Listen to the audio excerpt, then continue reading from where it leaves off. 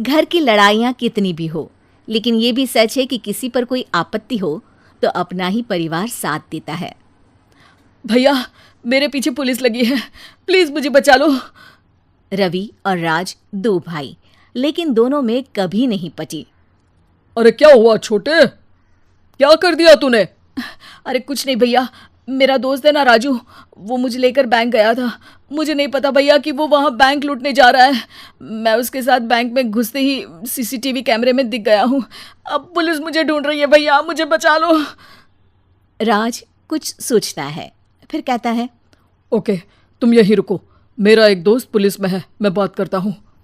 तभी वहाँ रवि की बीवी राज की बीवी के साथ आ जाती है। तुम लोगों के घर जब तक पुलिस का आना जाना है, बच्चों को यहीं छोड़ दो, उन पर असर ठीक नहीं पड़ेगा। तभी वहाँ पुलिस आ जाती है। चलो चलो, कौन है रवि, थाने चलो। मैंने कुछ नहीं किया, मुझे कुछ नहीं पता। अरे वो तो पुलिस स्टेशन चलकर ही पता चलेगा कि कुछ पता है कि नहीं, चलो। कहानी का फ्लैशबैक। भैया, मुझे मेरे मकान में हक चाहिए ही चाहिए। अरे लेकिन छोटे, अभी मेरे बच्चों पर काफ़ी खर्चा है, तेरी भाभी की भी तबीयत ठीक नहीं रहती, बजट बिल्कुल नहीं है कि मैं अलग होकर रहूं। देख लो भैया, 1 महीना है तुम्हारे पास, जल्दी से घर खाली कर दो। अरे कैसी बात कर रहे हैं भैया, मेरे शरीर में अभी इतनी हिम्मत भी नहीं कि घर को खाली करे। तो क्यों अपना पोषण बेचा भाभी? अरे तुम तो जानती हो, पिताजी की बीमारी के कारण उन्हें हमारी ज़रूरत थी, कैसे आते पैसे। ससुर जी तो बूढ़े थे भाभी, उनकी बीमारी में भी पैसे लगाना कौन सा अकल का काम था। तो क्या पिताजी को मैं मरने के लिए छोड़ देता? अरे रवि, तू तो समझ, पापा को हमारी ज़रूरत थी, उन्होंने हमारे लिए हर वो काम किया जिससे हमें खुशी मिले। बैक टू रवि जो जेल में बैठा है। ये मैंने क्या कर दिया था? मैं ना पिता का हुआ ना ही भैया का, मेरे साथ जो हो रहा है ठीक ही हो रहा है। तभी वहां पुलिस वाला आता है। रवि, तुमसे कोई मिलने आया है। भाभी, आप यहाँ क्यों आई? पुलिस स्टेशन है ये भाभी। भैया, आपकी जगह मेरा भाई होता तो क्या मैं नहीं आती? अच्छा, ये खाना ले लीजिए, खा लीजिएगा।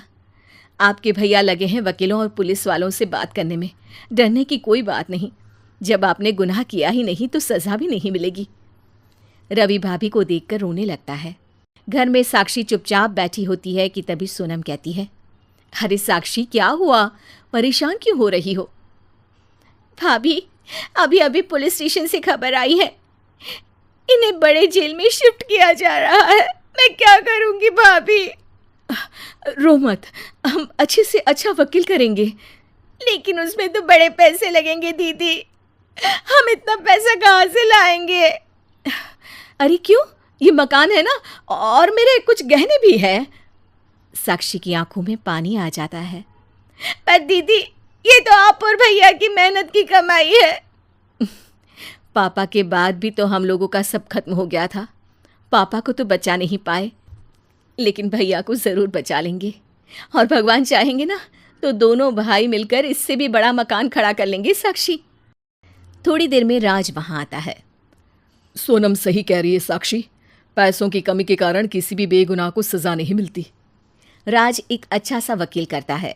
सोनम और साक्षी बचाए पैसे और अपने गहनों को बेचकर रवि का केस लड़ते हैं और जल्द ही रवि जेल से बाहर आ जाता है। रवि राज को गले लगाकर कहता है, भैया मुझे माफ़ कर दो, मुझे साक्षी ने सब कुछ बताया है। भैया, आपने मुझ पर विश्वास किया, मेरे लिए दिन रात मेहनत की, भाभी ने अपने गहने तक बेच दिए। भैया, आपने तो पापा के लिए भी पैसे नहीं देखे, लेकिन मैं बहुत ही सेल्फिश निकला। भैया, एक आखिरी बार मुझे माफ़ कर दो, मैं शर्मिंदा हूँ। अरे भाई, अपने तो अपने ही होते हैं, पापा ने हमारे लिए क्या नहीं किया ये तुम्हें बताने की ज़रूरत नहीं है मुझे। और फिर तू तो मेरा भाई है, पैसे से बढ़कर रिश्ते होते हैं भाई।